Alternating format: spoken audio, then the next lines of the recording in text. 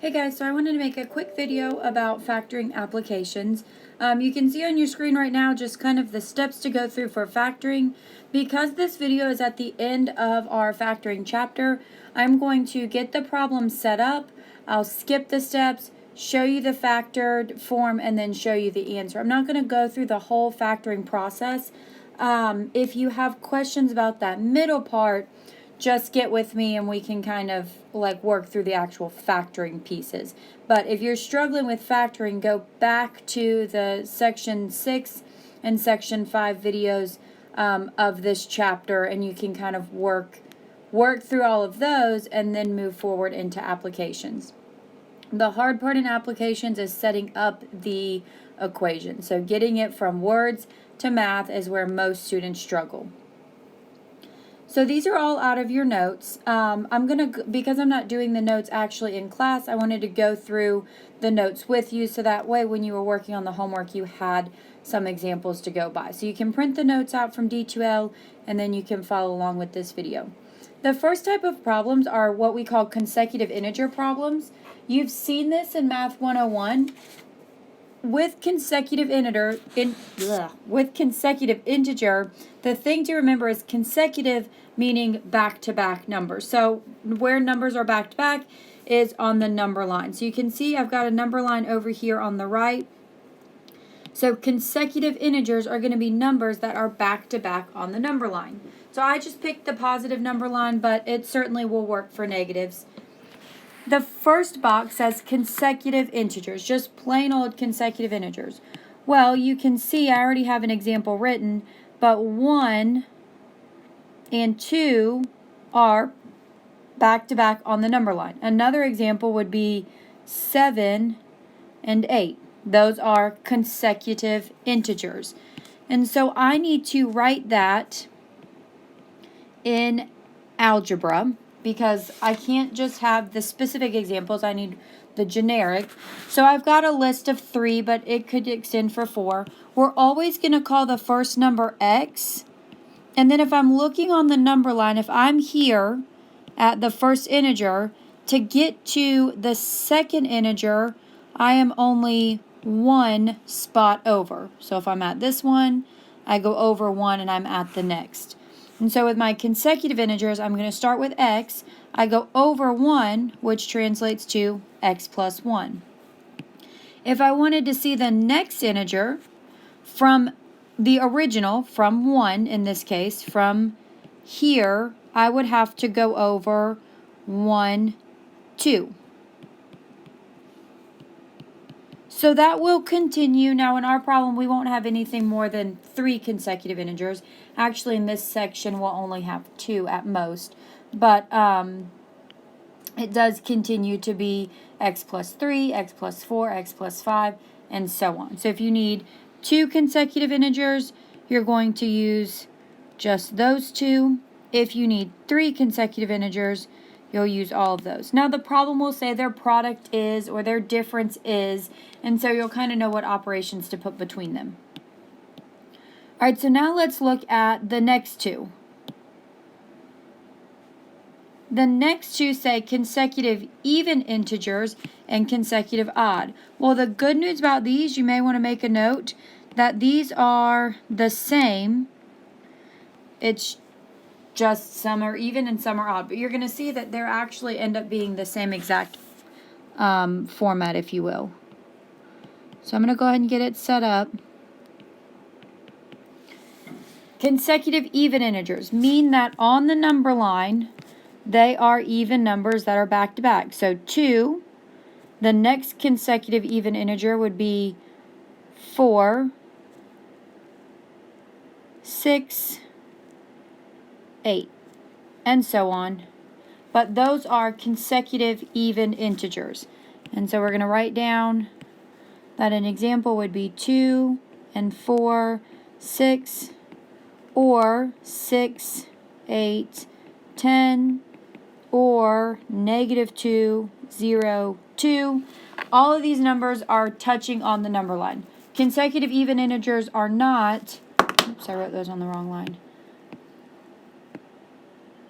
Consecutive even integers are not 4, 10, 10, and 12, because 4 and 10 are not right next to each other on the number line. Now you may be saying, no, these numbers are not next to each other, but if I'm only looking at the even numbers, they would be consecutive.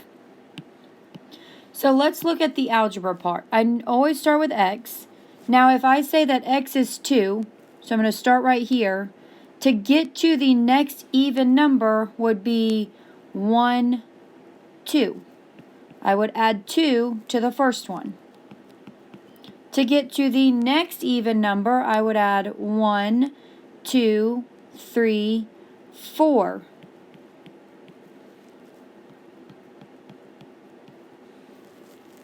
Now, my consecutive odd integers are going to be the exact same because even and odd numbers are the same distance on the number line. So what I mean, if I've got 1, the next odd integer would be 3. So those are consecutive. 5, 7, and so on. So an example would be 1, 3, 5. Another example would be -1, +1, 3. Or you could say 5, 7, 9. What would not be a consecutive odd integer would be 5, 9, 11, because I'm missing 7 in there. So 5 and 9 are not consecutive. They are not back to back on the number line. I'm going to start with x. And so if I let x be 1, just to get an idea, to get to the next odd integer, I'm going to go 1, 2 over. So I'll have x plus 2. To get to the next one, now I have to go back and start from x. 1, 2, 3, 4. So that is kind of your setup for these consecutive even, odd, or just plain old integers. If you see in the problem, like the first one, anything about the product, the sum, the difference of consecutive numbers, when you see that word consecutive, you know that you're going to use this chart up above. So let's use that chart and actually look at an example. So it says the product of two consecutive even integers is 168. Find the integers.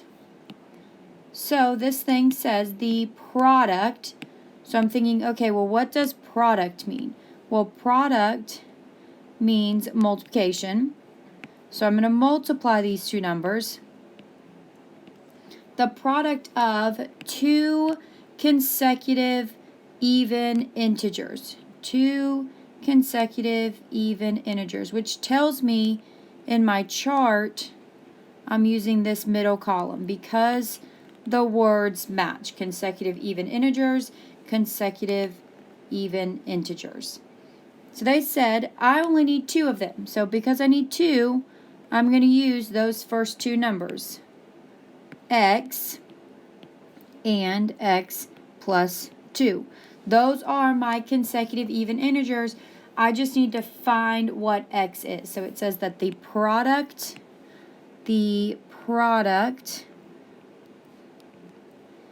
is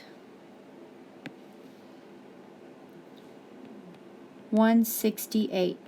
Now it's just going to be a matter of solving. Find the integers. So I'm going to distribute. I've got x times x, which is x squared. And then x times 2 is 2x equals 168. I need to get it equal to 0 before I can factor, so I'm going to subtract from both sides. And I'll have x squared plus 2x minus 168 equals 0. Now from here, I'm going to list off all the factors of 168, and there are a lot of them. Get busy, list them all off. I'm going to find that the two numbers will be -12 and +14. So now I'm going to put those in, do your rainbow method or your shortcut. So remember, I'm skipping around in here because if you're struggling with factoring, you need to go back to the previous videos.